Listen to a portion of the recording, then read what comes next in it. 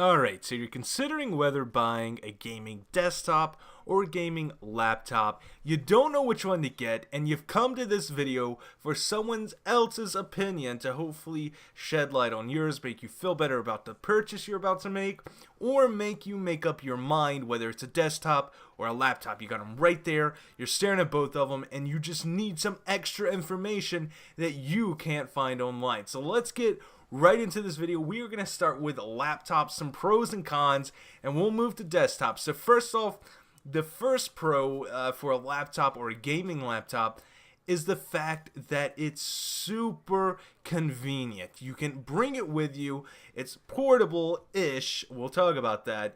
And it's something you just bring over to your friend's house, play a game, and just have some fun. You know, you don't have to worry about lugging around a big box and having your monitors with you and your keyboards and your mouse and all that stuff and worrying about setting it up, looking for extra plugins on the wall. Gotta get out that power strip. It's something you can bring with you and play. You possibly could even do this in school and impress all your friends.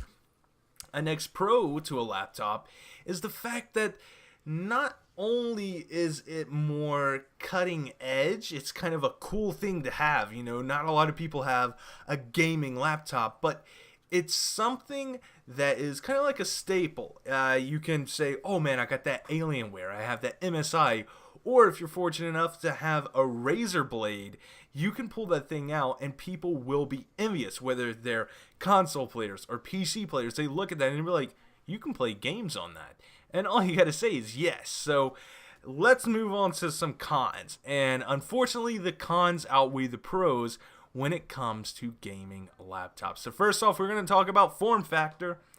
They're thick, and not the good kind of thick. They're super heavy, and it's pretty much like carrying around a brick with you everywhere you go. And I know some of you guys are like, yeah, but the Razer is just as thin as the new MacBook Pro, and it's a gaming laptop.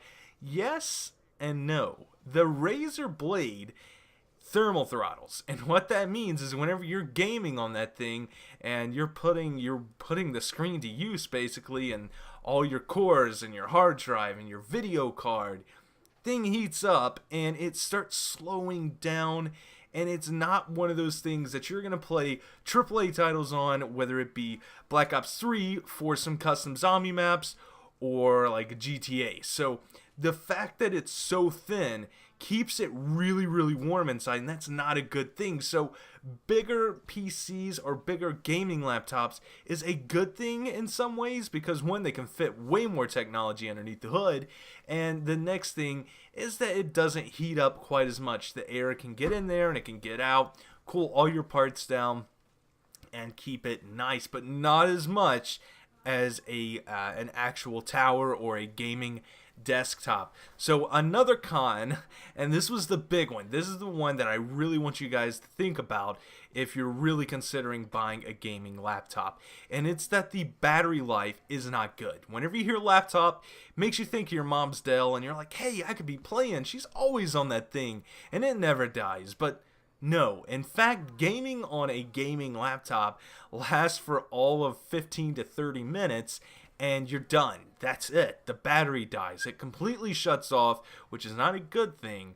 And then you're stuck there having to plug it into the wall and be tethered to a wall, the exact thing a laptop is not supposed to be, and gaming like that. The next thing is the screen size. The screen sizes are not that good because, one, if it's going to be a gaming laptop, I'd like to see anything over 15 inches, but it looks like people are going for that 13, 14, pushing 15 kind of screen real estate, and I don't like that.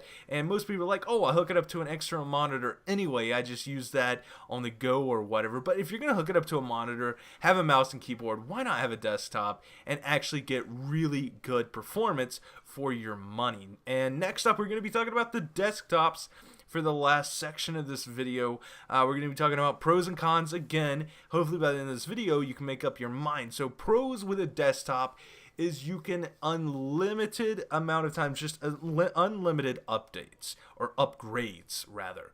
You can, if you need more RAM, you stick some more RAM in there. If you need another graphics card, you hook another graphics card in there. You either yank the one you got out if it doesn't support SLI or Crossfire, and you put the new one in, and if that one supports SLI or Crossfire, you put another one in, and you bridge it, and you have the power of 2 graphics cards to 1 monitor, or 2 or 3, or however many monitors you have when you're playing games. So you can always upgrade, even if you spend a small amount at the beginning. As long as you put your money into decent parts that you can work on and work up from, you can always upgrade. So that's why I always say put a little bit more money into your CPU and motherboard to make sure that you have proper expandability, and also with your power supply. That's 3 things you really need to put your money into whenever you're building a budget build PC, unless you're going to be happy with that and you know that you're going to upgrade the complete thing in a few years. So that's something to look forward to in a desktop. The next kind of pro for a desktop is that you're getting actual performance. So as with a notebook, you're getting the M versions or the mobile version. You're getting a mobile graphics card. You're getting a mobile processor. And not all are like that. I do give that. I'll take that. But the majority out there are like that. You're getting the mobile GTX 980 or 960, 970, and it nowhere near stands up to what the performance is of that of the desktop version. And now let's move into the cons of having a desktop. And the number one thing is there is absolutely no portability. Right now, if someone's like, hey, bring your setup over to my house, set it up, and we'll do some videos or something, it would probably take me 3 or more hours to tear down my entire setup and get it into my car and then get going. And setting it all back up over there or somewhere else would probably take that much of time too, because I don't only take, well, I guess I'll leave that out. So let's just say about 2.5 hours. That would probably be my setup time, and that's just with 2 monitors and a desktop. And it's not even the fact that it's like, oh, you just unplug it and throw it in. It's all my cables are neatly organized, so you gotta deal with that too. You're not just gonna slap them back, and that's a con. I can't really think of too many more cons for a desktop. I guess size. You don't want something bulky in your room, and you have to buy a monitor. You have to buy a keyboard, mouse. That all factors into the price. So hopefully you guys enjoyed this video. Hopefully you guys can make up your mind from this. I know I rambled a little bit, but I will see you tomorrow with a brand new video.